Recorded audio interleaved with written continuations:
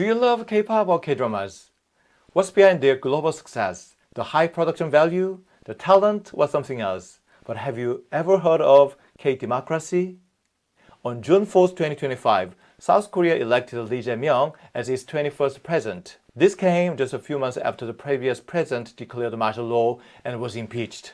Despite all the chaos, the peaceful transfer of power showed just how strong Korean democracy has become. So how did Korea go from 30 years of military rule after the Korean War to what we see today? Let's walk through this incredible journey. After the Korean War ended in 1953, South Korea was left in turmoil, not just economically, but politically as well. Its first president, Seungman Lee, defended the country from North Korea's invasion, but over time, he grew increasingly authoritarian. In 1960, he tried to stay in power through a rigged election, but students and citizens rose up in protest. On April 19th, they brought down his government. This was the April 19th revolution, but democracy didn't last. In 1961, General Park Chung-hee took over in a military coup and ruled for 18 years. His rule was complicated. On the economic side, he transformed Korea from one of the world's poorest countries into a fast-growing economy, but politically, he repressed freedoms and silenced the opposition. He even changed the constitution to hold on to power, but in the end, he was assassinated in 1979.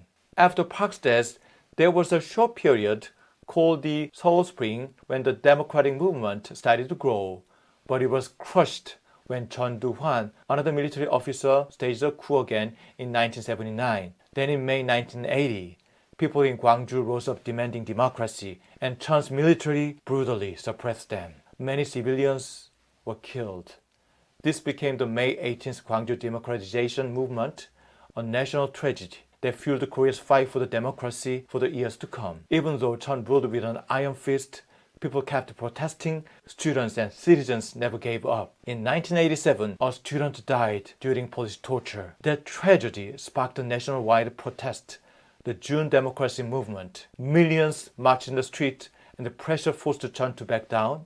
He agreed to direct the presidential election. In December 1987, Korea held its first presidential election. Roh Tae-woo won. He was involved in the 1979 coup with Chun Do-hwan, but the 1987 election marked a pivotal moment in restoring democratic presidential elections after they were abolished in 1972. In 1993, Kim Il-sung became Korea's first civilian president in decades. Then in 1998, Kim Dae-jung was elected, the first peaceful handover between rival political parties. Democracy was finally becoming the norm. Even then, democracy faced big tests. In 2016, President Park Geun-hye's corruption scandal sparked a massive candlelight protest and led to her impeachment. In December 2024, President Yoon shocked the country by declaring martial law. But citizens and lawmakers reacted quickly. That night, thousands of people rushed to the National Assembly and blocked the soldiers from entering. Thanks to their protection, lawmakers were able to enter the building and vote to end the martial law. Within 6 hours, it was officially lifted. Yoon was impeached in April 2025, and the peaceful June election proved once again Korean democracy is strong. South Korea went from one of the poorest nations to a global cultural and economic powerhouse, and democracy played a huge role in that transformation. It nurtured the freedom, creativity, and space for young artists, storytellers, and innovators to thrive. The very people behind K-pop, K-dramas, and so much more. But if democracy had simply been handed to them, it wouldn't resonate so deeply. It was fought for, again and again.